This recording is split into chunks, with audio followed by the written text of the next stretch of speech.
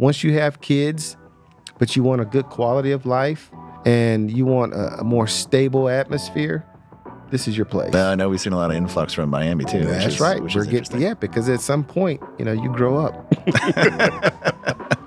Yeah, fast life is fun for a while too. It is.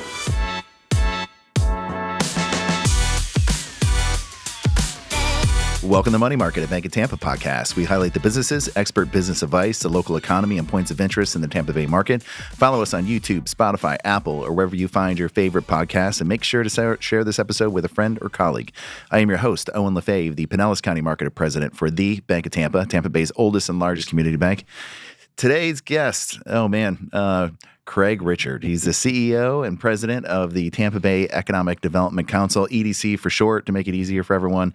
The accolades go on and on. I will read a few of these, but he's a certified economic developer with over 2 decades experience in leadership in major markets, including Atlanta, Houston, and Dallas. And I love that you brought that experience to Tampa. Has a master's in urban and regional planning for Virginia Commonwealth, a bachelor's from University of Houston.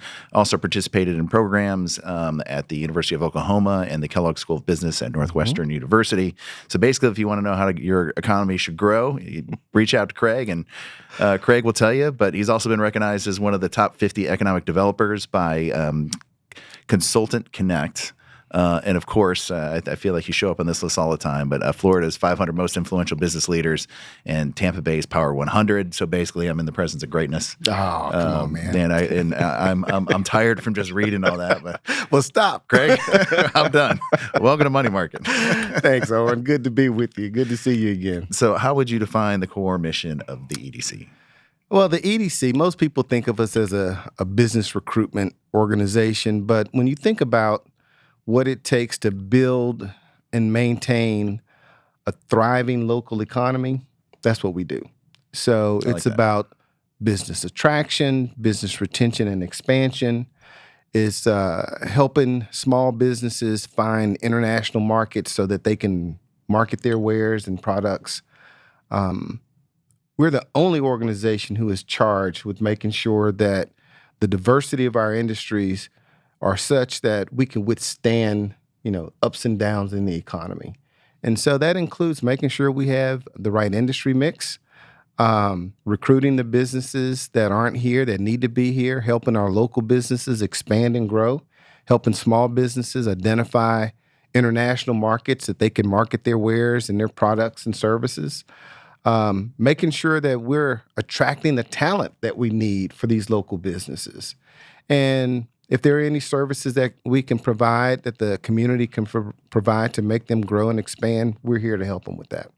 Well, so the EDC just celebrated its 15th year anniversary, right? 15 so years. Your quinceañera. So felicidades. I should have dressed up for that. You should have for the celebration. But I would say, so I mean, now it's kind of 5 years ago, which is crazy to think about, but the pandemic. Yeah. But to think about, and I know Florida and Tampa Bay were a lot better off than a lot of other markets. But to me, it was also a testament of how our economy has diversified. Because I would tell you, 15 years ago, if we had a pandemic, I don't know if we would have fared as well as we did this time. Right. You're absolutely right. And what folks don't realize is that the Tampa Bay economy is the 4th most diverse economy in the country. Wow. I didn't know that. Yeah. And that's a ranking by Chamura Economics. And they look at each industry sector, the balance of employment in each one of those industry sectors. And we have one of the 4th most diverse local economies in the country. What we experienced during the pandemic, how we were like the last ones to go in and first ones to come out of the recession, that's by design. That's really fast. So who are the top 3? You put me on the spot like that. I'm not going to promote my competitors. 4 is pretty good. We didn't quite make the stand. But, give us some time. We're on our way. No, I know we will be. So, part of that diversification effort, did the EDC sit down with, the chamber and local business leaders and say, okay, what do we want the economy to look like? Tell us what to find. So about every 3 years, we go through a strategic planning process. And during that process, we hire consultants to analyze our economy, make sure that, we are attracting and retaining the industries that we need to, that we have a competitive advantage in. And then we develop recommendations and strategies to go forward. Most recently, we had a strategic plan about 3 years ago. We're about to undergo it again because we're in the third year of our 3-year strategic plan.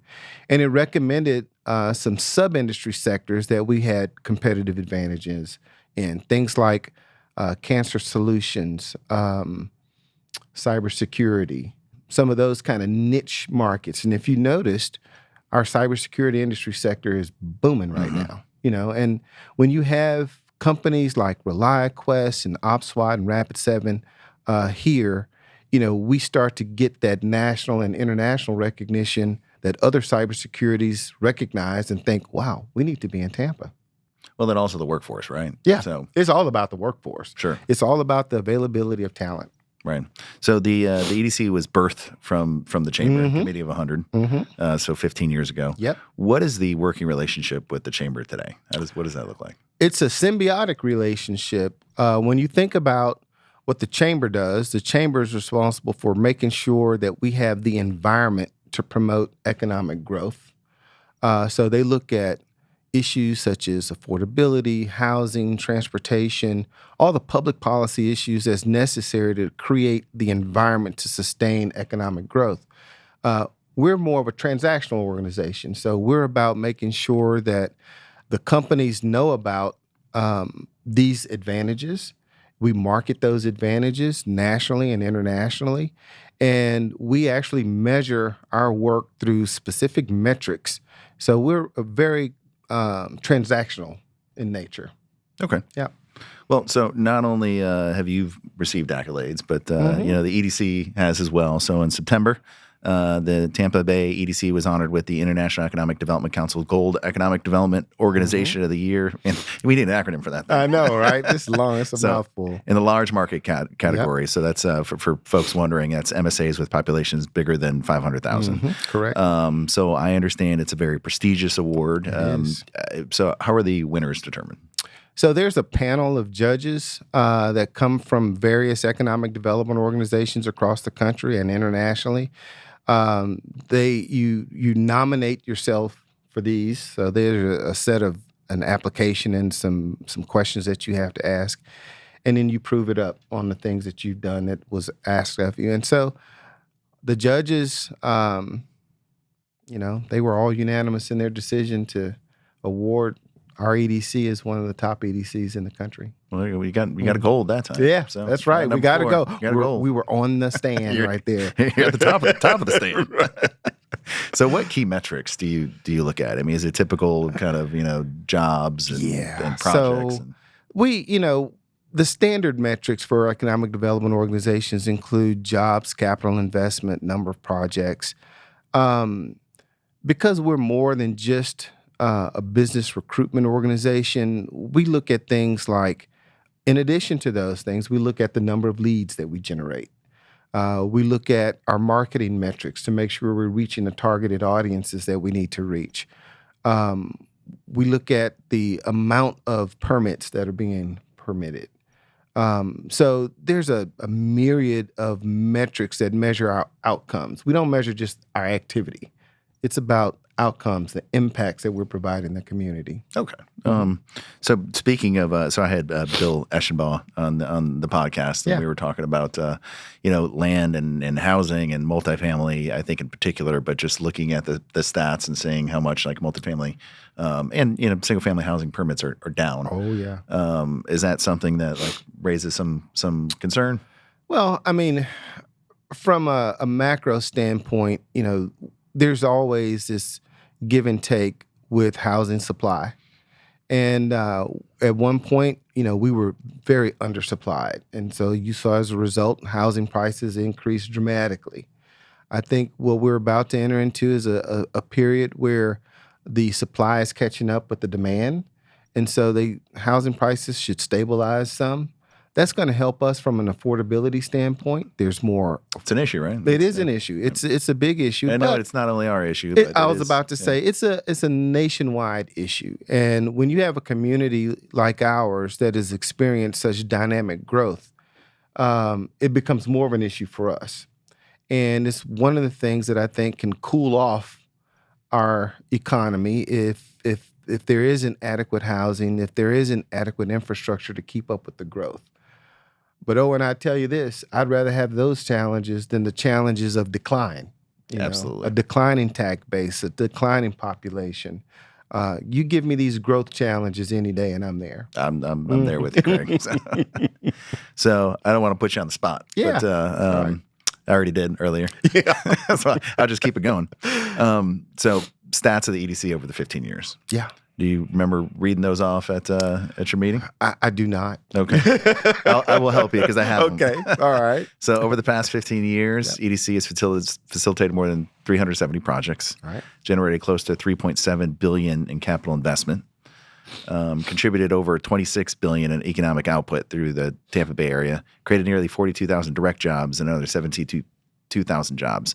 I mean, that's incredible growth. That's an incredible success story. It really is. And that's part of the story when we were talking about submitting to our economic development colleagues, just the amount of projects and the volume of transactions and projects that we work on, is pretty impressive, even to my colleagues. So one of those success stories in there was the Penske truck leasing. Yeah. You want to talk about that one? I do. That was a fun one. So part of what we do is we market our community by hosting events and activities and fam tours and things like that. So one of the events that we attracted to Tampa was IAMC. It stands for the Industrial Asset Management Council. And Penske was one of the attendees of this event. We had a really nice dinner at the Museum of Art, and I remember meeting the Penske executive, and he was just so impressed with Tampa. I mean, how could you not be? Right. You're having dinner overlooking the Riverwalk beautiful, and the skyline. It set the tone. We had cigar rollers out on the patio, and Nice touch. oh, it was first class. And I just remember they were just really impressed with the whole city, the way it presented itself. And he said, I'm in the process of evaluating several locations on where to put our IT center. And we said, well, we're interested. Say no more. Yeah, say no more. We got the place for you. And, a few months later, they called us. We took them on a what we call a fam tour. So we actually visited sites in different parts of the city. What does FAM stand for? It stands for Familiarization Tour. Okay. Yeah, we shorten it for FAM. Yeah.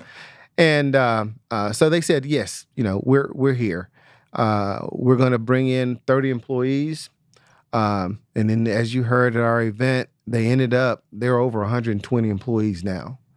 And that is really the norm for some of the projects that we work. I mean, they come in, they realize that this is the kind of market that they can grow and expand in, and they end up hiring more people than they anticipated.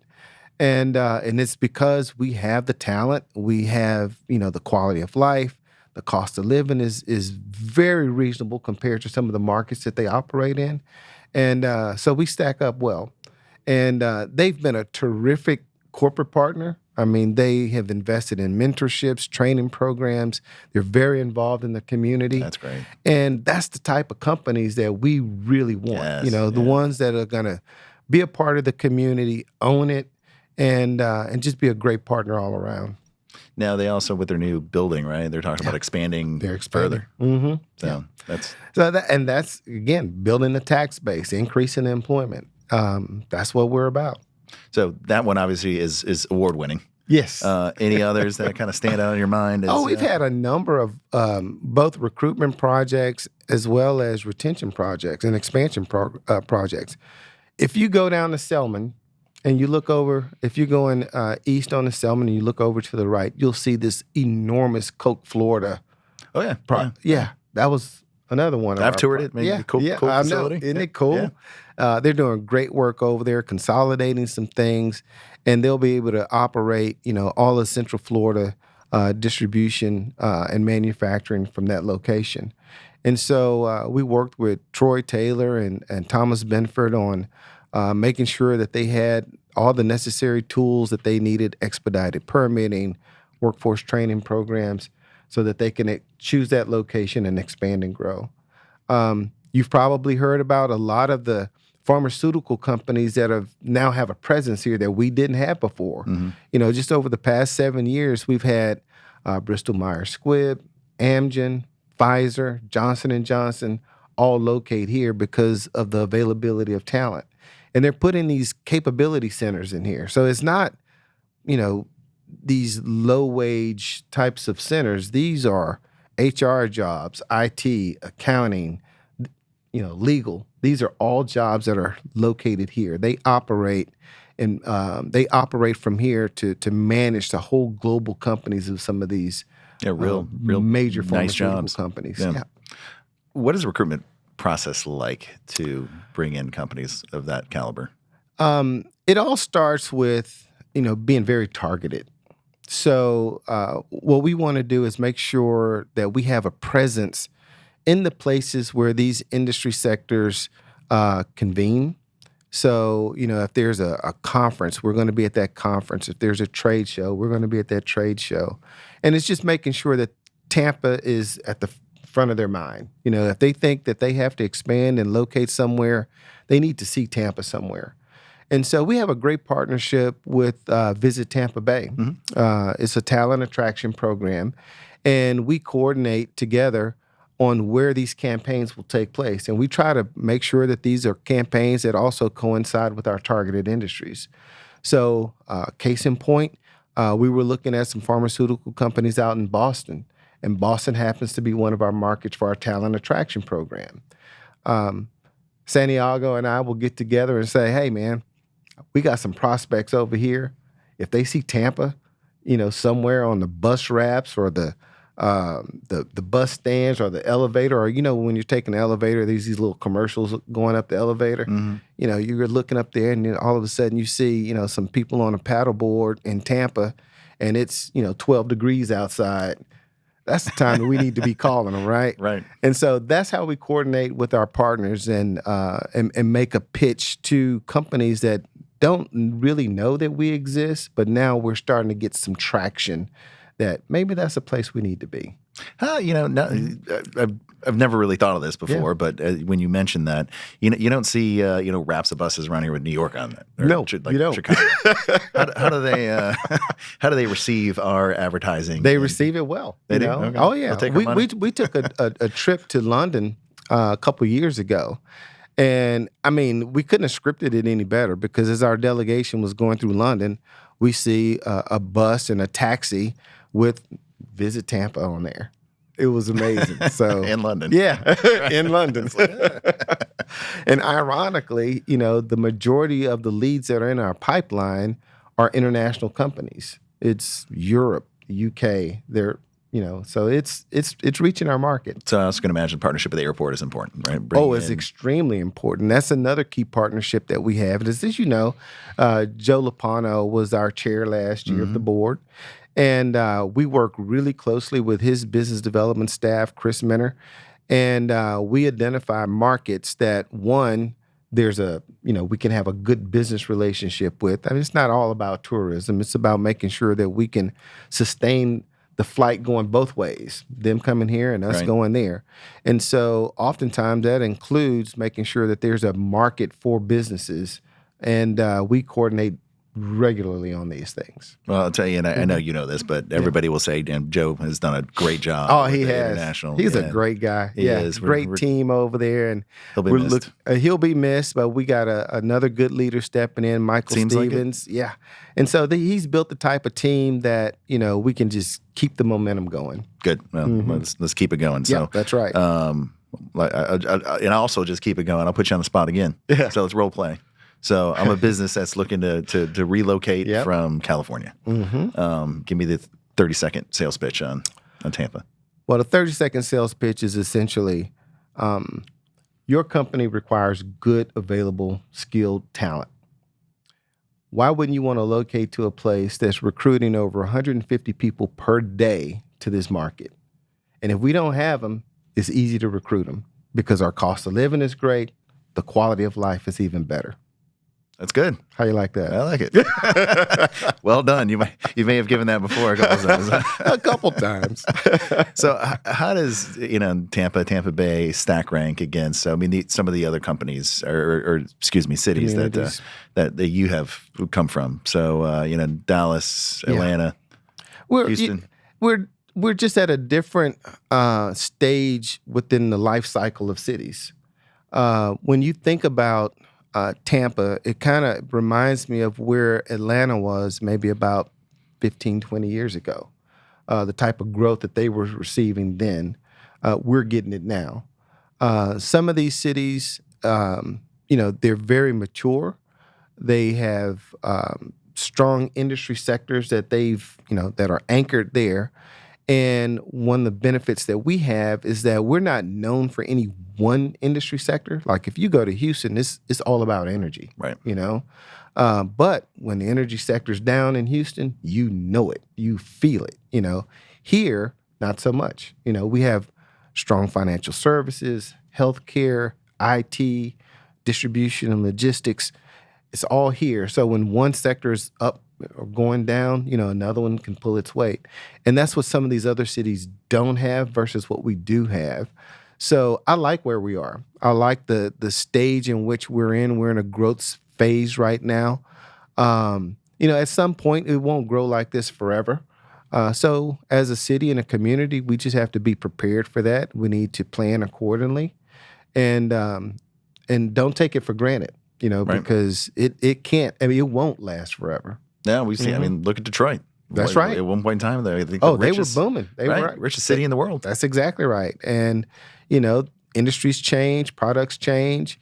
That can certainly happen to us. But I think to hedge our bets, if we maintain a strategy of diversifying our local economy, right, we should be pretty good over the long run. So speaking of the long run, so do you see Tampa being another Atlanta?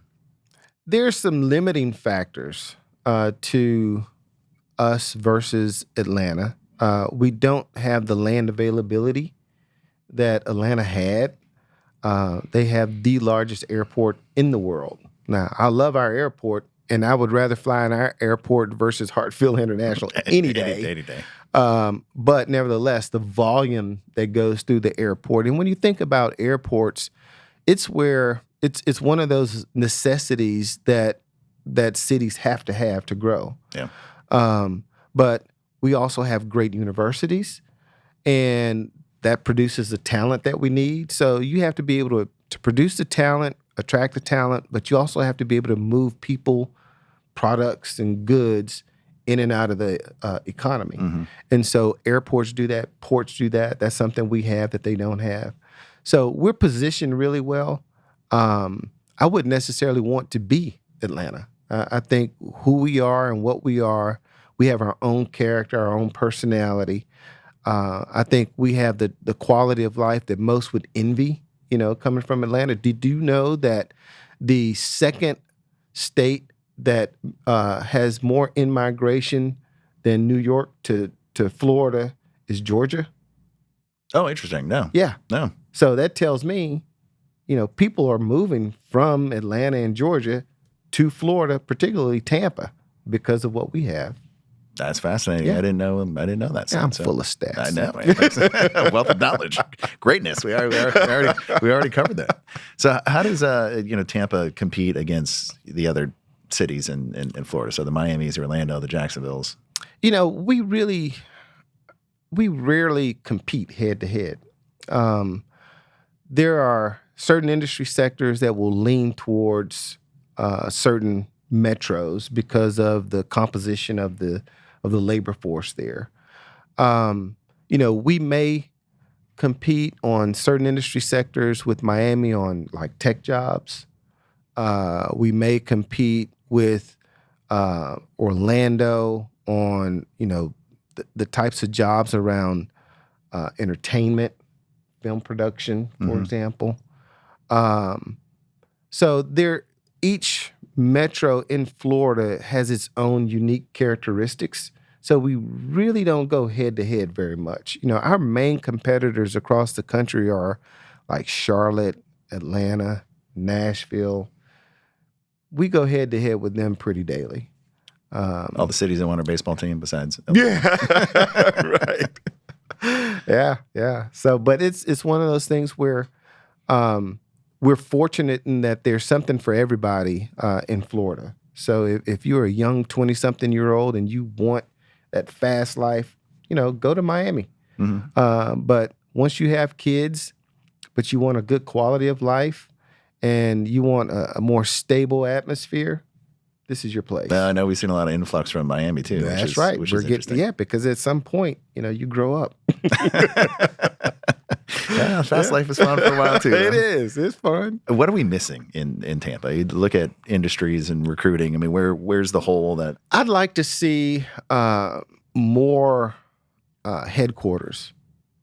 I think we have a story for headquarters, and when you recruit a headquarters to your community, it's more than just the economic impact of the number of jobs and the amount of capital investment, because it's really mediocre when it compares to the community impact that it provides.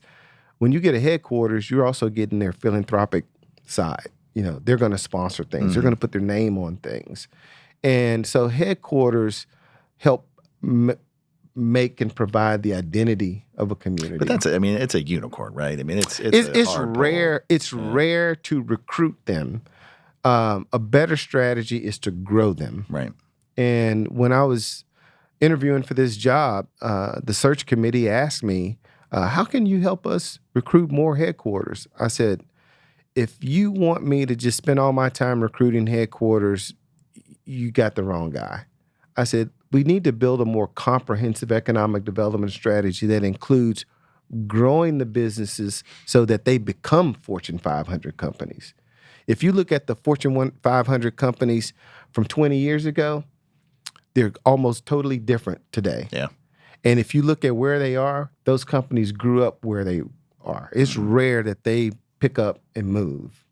But, when they do, we want to be in the conversation. No, absolutely. Yeah. So, I know it's not the EDC's direct mission, but you also work towards like cultivating and growing. Oh, yeah. So we work with our partners at Tampa Bay Wave, Embark Collective, Tampa Bay Tech, all of them to make sure that these young companies, these that are seeking capital and seeking business opportunities, that when they're ready to take that next step, we're here to help them. Okay.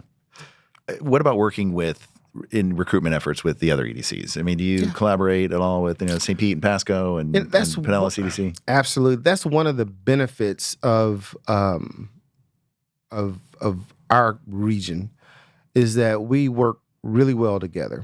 Case in point, we have a memorandum of understanding, an MOU, with Pinellas and Pasco to provide international economic development services. That includes recruiting international companies and helping our local companies within the region find these international markets to go to. And so under this MOU, we partner on our marketing efforts, we partner on our trade missions, and we work closely together. Each one of our organizations provide a staff person to provide all the logistical help and work to make sure that we put on these trade missions the way they need to be put on. When we're bringing delegations of elected officials and businesses and companies that are selling their wares, everything has to be on point. Mm-hmm. And so we provide the bandwidth to do that. We also pony up a certain amount of money to pay for the services that are needed to do that. And that's all governed through an MOU. And each year, the executive director or president of that organization, of each one of these county level organizations, will serve as the chair of our efforts. Okay. And so last year I was the chair. This year, Dr. Cynthia Johnson over in Pinellas, she's the chair. Next year it'll be Bill Cronin. Oh, I love that. Mm-hmm. It sounds like a great partnership. It is. And that's the kind of partnership you don't really hear about a lot. People think that we compete. We don't really compete. What we do is we collaborate, because a win in any one of these places is a win for everybody. There's no one organization, no one company that's going to employ people just in that county. I have 3 or 4 people in my office of 15 that live in St. Pete. Sure. I got a couple that live in Pasco.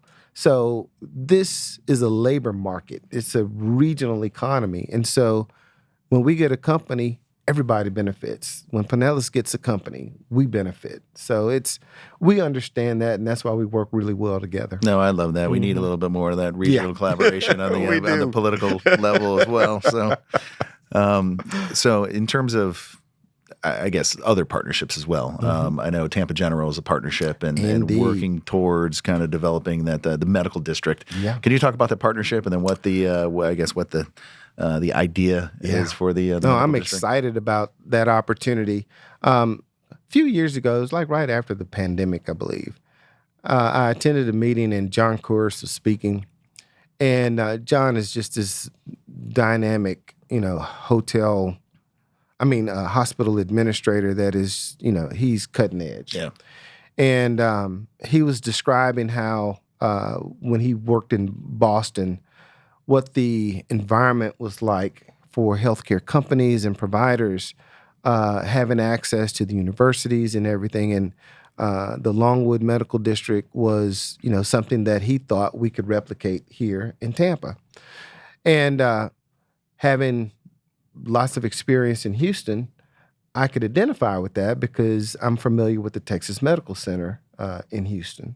So when he was describing his vision and the assets that, these medical districts have, I thought, you're right. And then when he started layering in the piece that, Tampa can now be known as a center of excellence for researchers and clinicians to locate here because of these assets, I thought that fits within my mission. The EDC's mission is to diversify its economy, and healthcare and life sciences is one of the target industries that we've targeted. So we struck up a conversation, and as we talked about, how this could unfold, we developed a MOU that basically governs how we will assist TGH in the formation of the Tampa, Texas. I get Texas on the I know, right? The Tampa Medical Research We can District. steal our model. That's okay. It works. It works.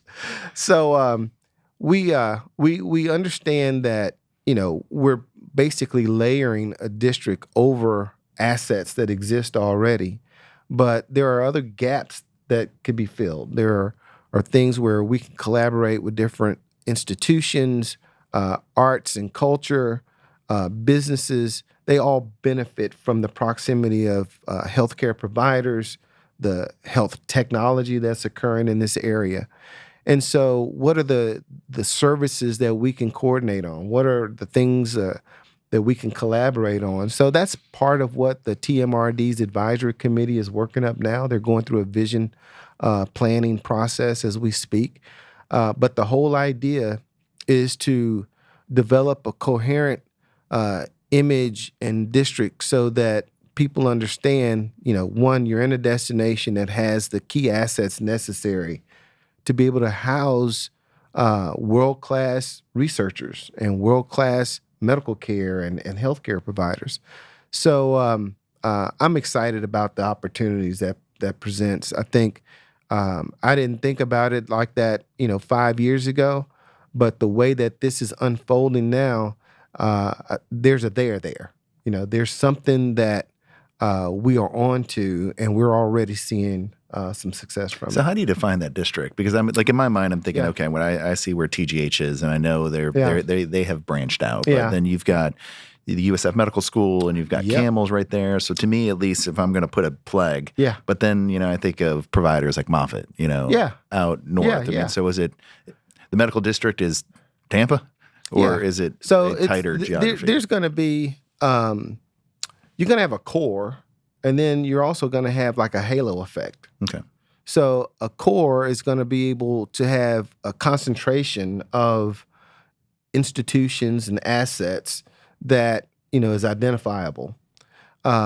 This will provide, a halo effect in the sense that while there may not be the space for a pharmaceutical manufacturing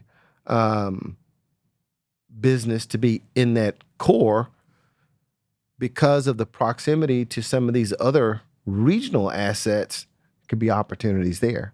Got it. So I see it benefiting the whole region and not just, again, we're a regional economy. And whether one of these employers locate within a specific geographic boundary of a district or whether it locates within our regional economy, there's benefits going both ways. So what's on your priority list right now to fill that? Oh, to fill the TMRD? Yeah. Right now, as I mentioned, we've hired a consultant to help us through a visioning process. And what that's going to do is identify what this district looks like. What amenities does it need? What assets does it need? Do we need to go through a wayfinding? Do we need to identify parking or housing opportunities for the folks that are working there? What is it? Okay. And So we're like in the infancy stages. We're in the infancy stages of it. We've launched a marketing campaign. We've already have a website that you can pull up and check out. And we have logos and imagery. I mean, it's working with a partner like John and his team, Jennifer Crabtree. It's amazing because they just bring so much talent and resources to making something a realization. So it's fun, man. I sense the excitement. So, all right, I will pivot to where you thought I was going to go. But Okay. So what are your priorities? And if I could like tack on too, what do you see the biggest challenges for the market Absolutely. right now? So our priorities are, I've always believed that economic development organizations serve a very important purpose within a community. And that purpose is built on a premise of a rising tide lifts all boats.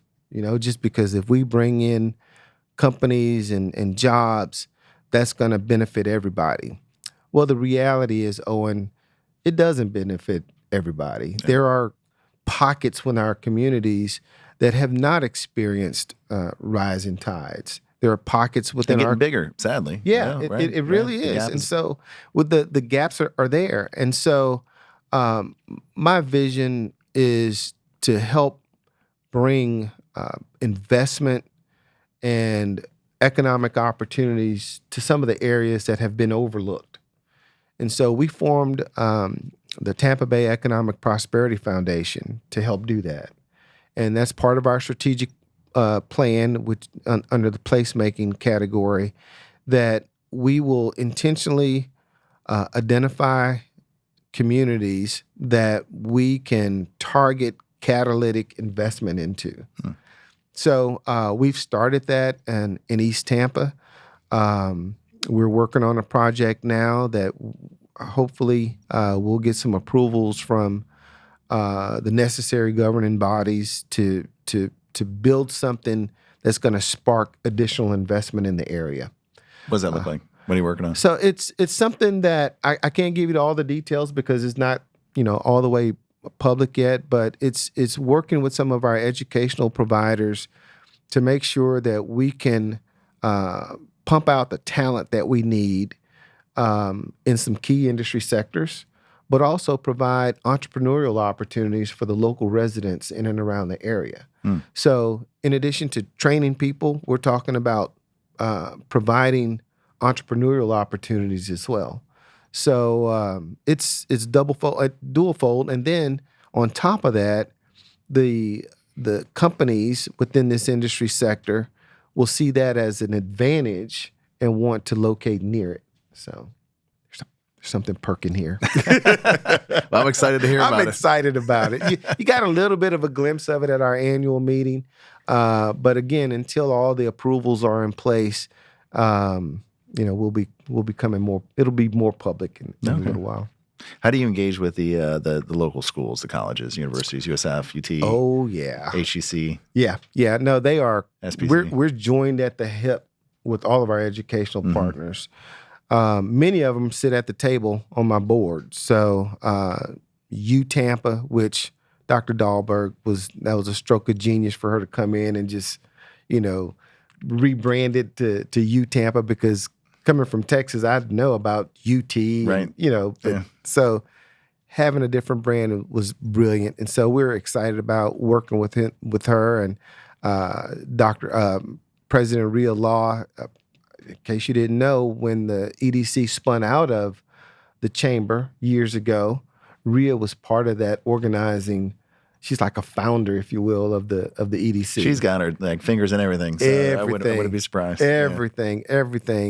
And of course, Dr. Atwater, he was on my search committee. He actually chairs our foundation right now. All right. So, I mean, these people aren't just at the table. They're working at the table. They're actually helping build the agenda for things to come.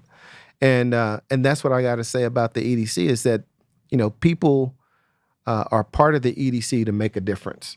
And this partnership that we have with the hospitals, with our educational providers, it's all about making that difference. Yeah, partnerships and relationships are It's all about. Right? That's what we're about. Yeah. Anything else you want to leave our viewers with? No, I just want to thank you for taking the opportunity to visit with me. Bank of Tampa is a great institution that are great partners with us as well. And let us know how we can be of any service to you as well. So thank you for inviting me to join you today. You do great work, and appreciate you being a part of our community. Absolutely. If people want to reach Craig, how can they do that? The best way is through email, crichard@tampabayedc.com, or connect with me on LinkedIn. That's another good way. Easy way. Mm-hmm. Craig Richard, thanks for joining us on Money Market. Thank you, my man. If you have a question or future show idea or would like to be a sponsor, you can send us a message at moneymarket@bankoftampa.com or find us on LinkedIn, X, Facebook, and on Instagram @Bank of Tampa and online @bankoftampa.com. Thanks for tuning in. Thanks for subscribing, and we'll see you around in the Money Market.